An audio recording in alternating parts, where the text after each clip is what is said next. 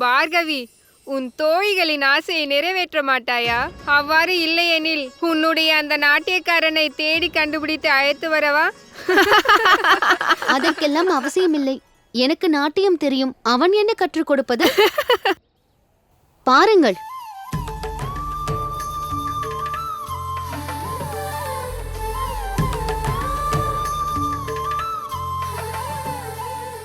நான் உங்களை நேசிக்க ஆரம்பித்து விட்டேன்.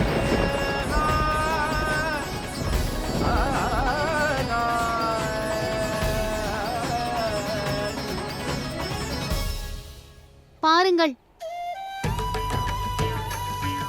இந்த இயற்கையை சாட்சியாக வைத்து நான் மீண்டும் தங்களிடம் கூறுகிறேன். நான் தங்களை மனதுதல் என்னும் அக்னியில் எங்களுடைய அன்பை எரிக்க முயற்சி செய்தீர்கள். இப்பொழுது நான் லக்ஷ்மியின் நாராயணன், பார்கவியின் வெங்கடேசன் இந்த அகங்காரத்தை, இந்த எண்ணங்களை அழித்துக் காட்டுவேன்.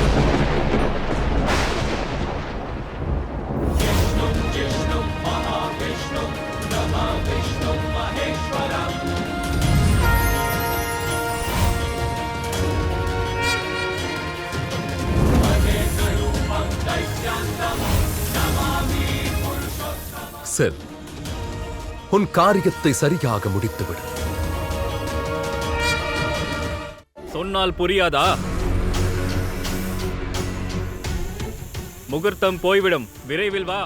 விடியும் பொழுது மகாதேவருக்கு அபிஷேகம் செய்வது என்னுடைய பழக்கமாகும். நாளையும் நான் அவருக்கு அபிஷேகம் செய்வேன்.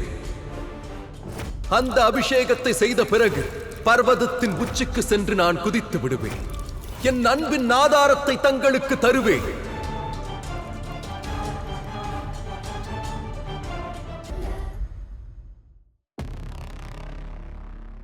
மகாதேவரே, அந்த மூர்க்க கலைஞன் உண்மையிலேயே மலையிலிருந்து குதிக்கப் போகிறானா?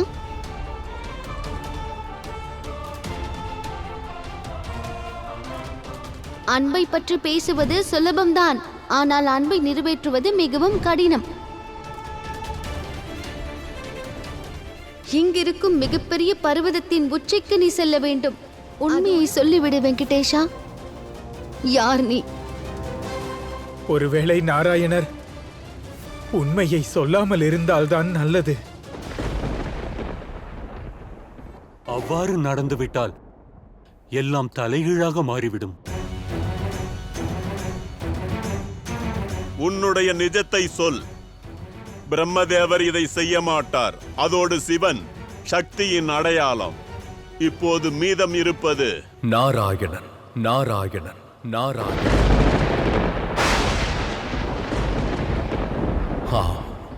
நான் நாராயணன் தான்.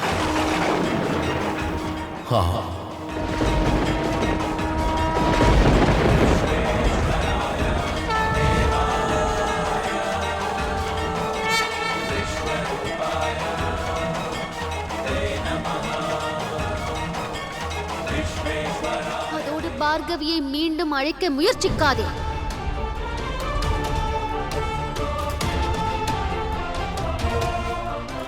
காரணம் லக்ஷ்மியின் பாதங்கள் வரும்போது சுகமாக இருக்கும், செல்லும் போது அல்ல. அதோடு எனக்கு நம்பிக்கை உள்ளது. தாங்கள் நிச்சயம் வருவீர்கள், என்னிடம் வருவீர்கள்.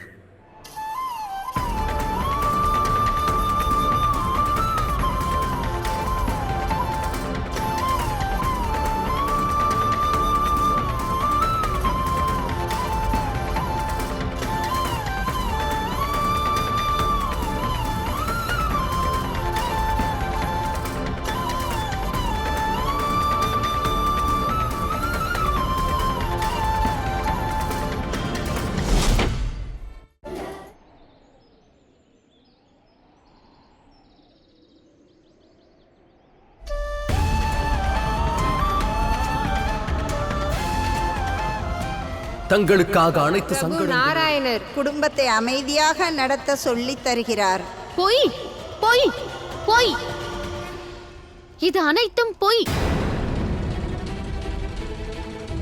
நாராயணருக்கு மனைவி, அன்பு, குடும்பம் முக்கியமாக இருந்திருந்தால், அவருக்கு உறவை பற்றி நன்கு தெரிந்திருந்தால், அவர் தன்னுடைய மனைவி லக்ஷ்மியை விட்டுவிட்டு பிருகுவின் பார்கவியை எதற்காக நேசிக்கிறார்?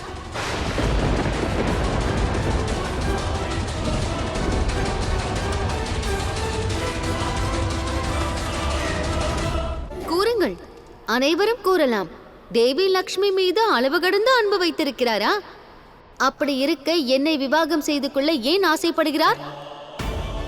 எனக்கு தெரிந்து இவன் சூழ்ச்சிதாரராக இருக்க வேண்டும், அல்லது என்னை தூண்டி விடுபவனாக இருக்க வேண்டும். அன்பில் சூழ்ச்சிகள் இருக்காது, அதில் வெறும் அன்புதான் இருக்கும். நிச்சயம் எங்கள் பிரபுவின் ஏதோ ஒரு லீலையாகத்தான் இருக்க வேண்டும். கடவுளின் அற்புதத்தை அவர்தான் அறிவார். பக்தர்களான நாம் பக்தியை மட்டுமே அறிவோம். நாம் நம்முடைய பிரபு சம்பந்தமான கேள்விகள் அவருடைய அர்த்தாங்கினி, இவர் என் சுவாமி, நாராயணரின் லக்ஷ்மி, நாராயணரின் லக்ஷ்மி, நாராயணரின் லக்ஷ்மி.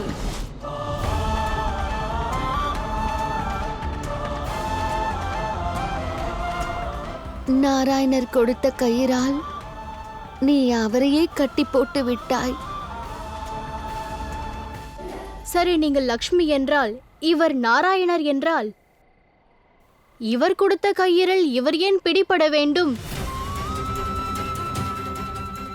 இவர் நாராயணர் இல்லை, இவர் என்னுடைய வெங்கடேசன். அதோடு இதுதான் சத்தியம். நீங்கள் பொய் கூறுவதால் நான் வெங்கடேசனை நாராயணராக ஏற்க மாட்டேன். எதை நாம் பார்க்கிறோமோ அது எப்போதும் நிரந்தரமாக இருப்பதில்லை. இப்போது புரிகிறது. உங்களை நாராயணர் அனுப்பினாரா என் மனதை மாற்றுவதற்காக? ஏனென்றால் வெங்கடேசனும் நாராயணரின் பக்தர்தான். அதனால் மன்னிக்கவும். வெங்கடேசர் தான் என்னுடைய அன்பு, என்னுடைய அன்பு, என்னுடைய அன்பு. இவர் என் அன்பால் பிணைந்துள்ளார். நான் இவரை விடுவிக்கப் போவதில்லை. சரி, வெங்கடேசனை உண்மையாக நீ நேசிக்கிறாய் என்றால் சத்தியத்தின் கண் அவனை நான் தான் விடுவிக்க வேண்டும். இவன் விடுவிக்க வேண்டும் என்றால் அதற்கு நான் உத்தரவு விட வேண்டும்.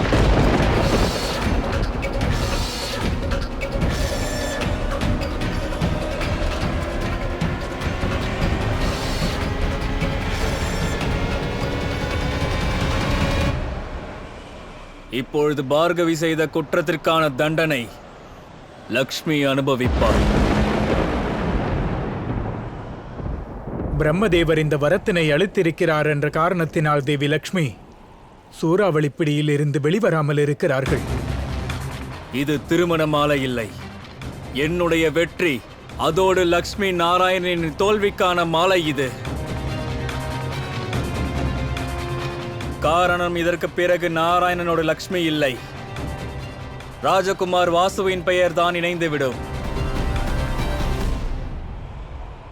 இன்று இந்த மரியாதைக்கான சோதனை தேவி லக்ஷ்மியை மகாலட்சுமியாக மாற்றிவிடும்.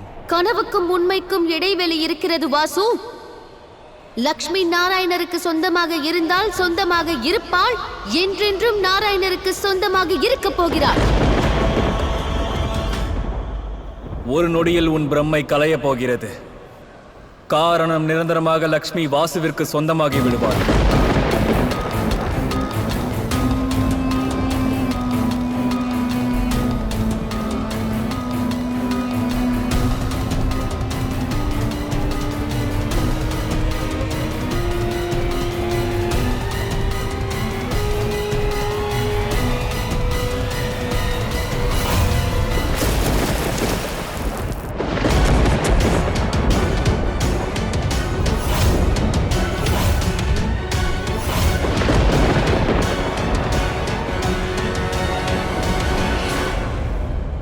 கோலாசுரா, இவள் அசைய முடியாதபடி இவளை பிணைத்து விடு.